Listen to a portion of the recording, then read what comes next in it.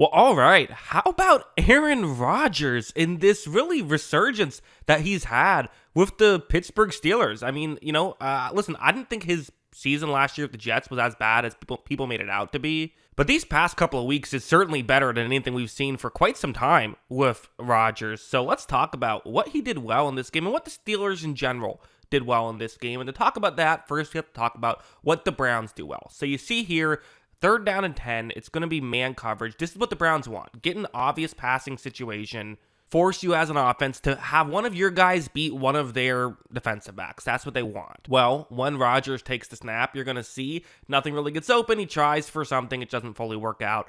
This is what the Browns do. This is what the Browns do effectively. So what did the Steelers have to do to counter that? Well, for one thing, they needed a guy who could win in these situations. And so here we're going to see that. It's 3rd and 6, and who are they going to look towards? Well, it's the guy they gave a bunch of money to and gave a draft pick for. It's DK Metcalf running a one-on-one matchup on the outside right here. So again, we saw T. Higgins and Jamar Chase struggle with this against Cleveland, who have slightly different personnel now with a corner trade, but still, watch how when this begins. This actually is the new corner that they just traded for, Tyson Campbell, for the Browns, who was a good corner for the Jaguars, even if he wasn't having his best season, and he's doing a good job on this play. There is not a ton of separation right here, so Rodgers, again, this is just it's DK Metcalf. That's why I'm throwing it. This isn't because it's open or anything like that, which is sometimes the right call. And I think Rodgers over his career has known that sometimes it's less about how open a guy is and more about who the guy is. Watch Rodgers make a beautiful throw. Look at this catch from DK Metcalf. That is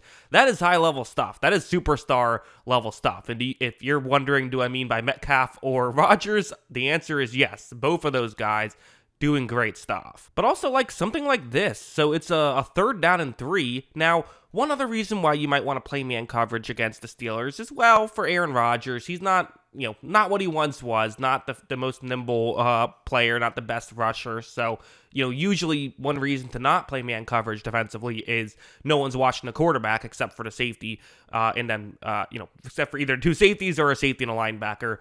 Is usually what's happening. Here, though, when Rodgers takes the snap, contained man gives up his assignment, which, again, not often the worst thing in the world, and even here, it's not the worst thing in the world. Cleveland's able to get over. They're able to get in position to make a play if they have to. But for Rodgers, he's just using this to bide more time. Right now, he notices that his halfback, Jalen Warren, is about to slip out under, he was blocking on his play, but has an opportunity to make a catch. And watch Rodgers wall. I mean, really, he just kind of flipped it there. That was not even a full throw.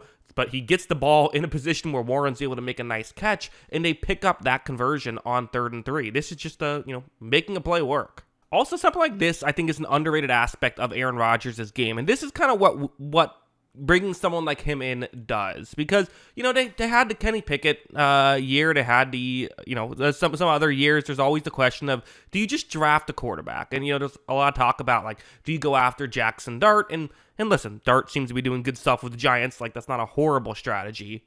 But here is the advantage of going after a veteran quarterback. So again, game situation matters. It's 3rd and 9. It's man coverage. But also look at where they are on the field. They're at the opponent's 33-yard line, and they're up 6-0. Well, watch how when Rodgers takes the snap, he's going to look down the field, and he doesn't love what he sees down the field.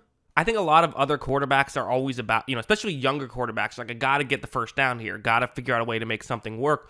For Rodgers, again, sometimes the best play is just what is the best available play. There's not always a first down on the table. Watch him be able to just make a check down to gain 2-3 yards. It's nothing much, but you know what? Makes the field goal a little bit easier, right? It's just that little bit, and nothing bad happened. You didn't knock yourself out of field goal range. They make the field goal. You're up 2 scores. You changed the dynamic of the game, which is what you want there. So, again, it's nothing crazy, not a highlight reel level play, but I still wanted to bring it up to showcase kind of part of the value of having a good game manager, which, again, game management is not an insult. That's something you need to do well if you're going to be a quarterback in this league, and it's what Rodgers does well. They also ran plays like this, and, listen, I mean, again, Rodgers no one's going to mistake him for Lamar Jackson, but, the guy's moving a little bit.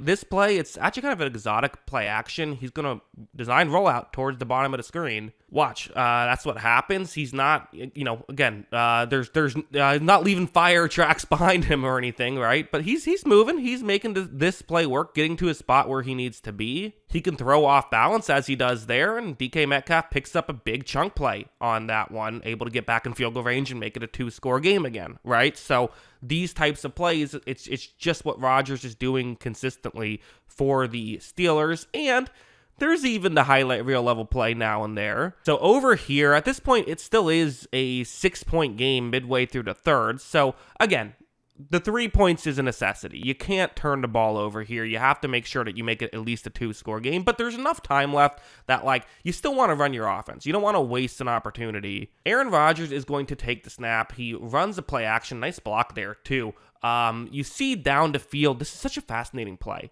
So there's several things to note about this current situation. For one thing, Rodgers is moving towards his right. So you have, if he decides to throw this to Connor Hayward, that's who he's looking towards. It's going to be difficult. There is a bit of a window towards the middle of the field. Connor Hayward, his route was supposed to take him towards the sideline, towards the bottom of the screen. You see Rodgers telling him, no, go further towards the middle of the field. That will get open. I think Hayward took a second before he started doing it because he's like, what do you mean go there? That's not how this play is supposed to work. But watch how he goes up there and watch that throw from Aaron Rodgers. Now, honestly, the defensive back got his head turned around eventually, almost made a play.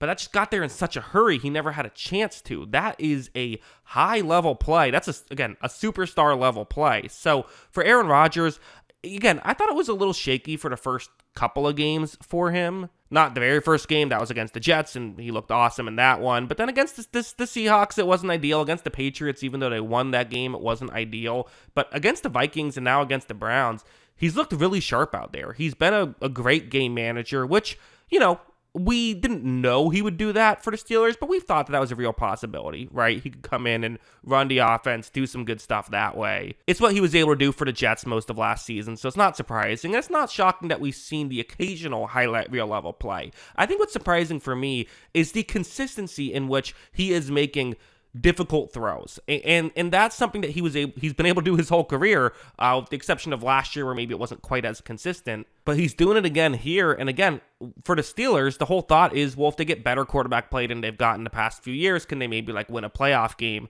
Well, they're getting significantly better quarterback play right now. And, they played the Cincinnati Bengals on Thursday Night Football. You expect good things to happen against a team that's really struggling. Then the Packers the following week. That should be fun. But the Steelers don't have the toughest division. They don't have the toughest schedule from here. So, again, at this point, I think you're already kind of thinking January and thinking about, obviously not the first week of January when everyone plays, but past that point, and maybe even past the first week of the playoffs, which would be, again, let's not get too far ahead of ourselves. But if Rodgers plays like this, that's certainly on the table. So, yeah, those are my thoughts on all of this. What are yours? Let me know in the comments below. Always love hearing from ya, and of course, as always, thanks for watching.